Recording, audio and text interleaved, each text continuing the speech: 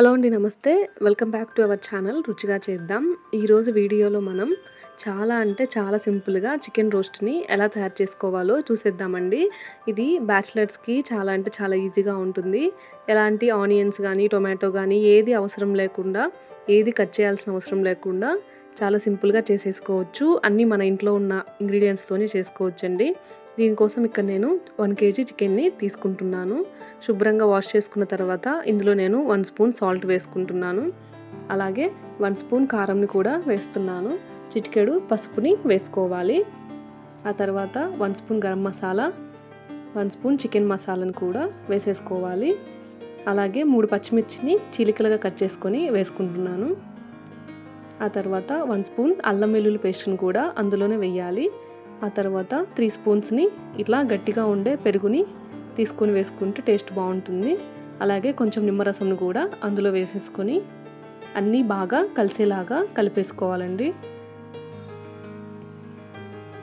ఇందులో నేను ఆనియన్ కానీ టొమాటో కానీ ఏది యూజ్ చేయట్లేదు. ఓన్లీ మనం ఇప్పుడు చేసిన మసాలాతోనే కర్రీ అనేది చేసుకోబోతున్నాం. ఇలా మొత్తం మనం మ్యారినేట్ చేసుకున్న తర్వాత ఇక్కడ నేను లాస్ట్లో కొంచెం ఆయిల్ అనేది వేసేసుకొని మొత్తంని ముక్కలన్నిటిని బాగా కలిసేలాగా కలిపేసుకొని ఒక 30 to 40 మినిట్స్ అనేది పక్కన పెట్టేసుకుంటున్నాను. ఆ తర్వాత మనకి ఒక హాఫ్ అన్ అవర్ తర్వాత ఇక్కడ నేను స్టవ్ మీద పెట్టేసుకుంటున్నాను. ఇంతే అండి, మనకి మెయిన్ ప్రాసెస్ అంతా ఇక్కడే ఉంది. ఇప్పుడు మనం కలిపి పెట్టేసుకున్నాం కదా, ఇంతకు మించి మనం ఎట్లాంటిది ఎక్స్ట్రా పని చేయాల్సిన అవసరం లేదండి. ఈ విధంగా మనం గ్యాస్ మీద పెట్టేసుకొని హై ఫ్లేమ్లోనే ఉడికించుకోవాలి. ఒక 10 మినిట్స్ ఇట్లా హై ఫ్లేమ్లో ఉడికించుకుంటే మనకి ఇట్లా వాటర్ అంతా బయటకు వస్తుంది. ఆ తర్వాత మూత తీసి ఇలా ఒకసారి కింద నుంచి మొత్తం కలుపుతూ చికెన్ అంతటికి ఆ గుజ్జు అనేది బాగా కట్టేలాగా మనం కలిపేసుకోవాలి.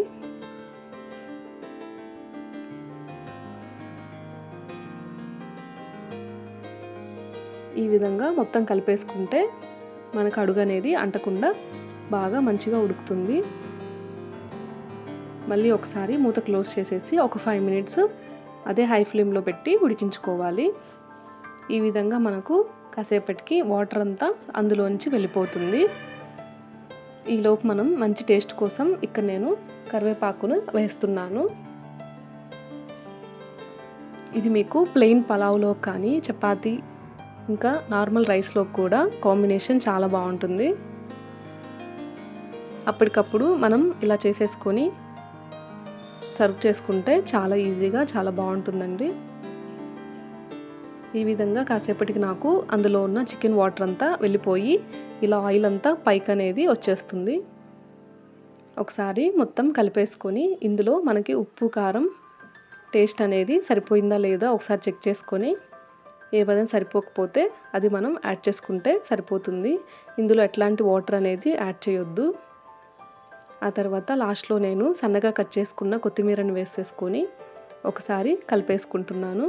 అంతే అండి, ఒక 30 మినిట్స్ మ్యారినేట్ చేసుకొని ఒక 20 మినిట్స్ మనం ఇట్లా కుక్ చేసుకుంటే హై ఫ్లేమ్లో మనకి ఈ విధంగా లోపల అనేది చికెన్ అనేది బాగా కుక్ అయిపోతుంది.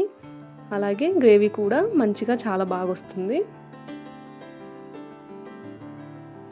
చూసారు కదా, మనం ఎట్లాంటి టొమాటోలను కానీ ఏది యూజ్ చేయకుండా మనకు చికెన్ అనేది రోస్ట్ చాలా మంచిగా రెడీ అయిపోయింది. బ్యాచిలర్స్కి చాలా ఈజీగా తొందరగా అయిపోవాలంటే ఇది ఒక మంచి రెసిపీ అండి. కంపల్సరీగా మీరు కూడా ఒకసారి ట్రై చేసి ఎలా ఉంది అనేది కామెంట్ చేయండి. ఇలాంటి మంచి సింపుల్ రెసిపీస్ కోసం రుచిగా చేద్దాం ఛానల్ని సబ్స్క్రైబ్ చేసుకోండి.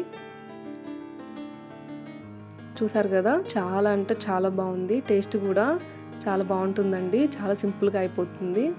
కంపల్సరీగా మీరు కూడా ఒకసారి ట్రై చేసి ఎలా ఉందో తప్పకుండా కామెంట్ చేయండి.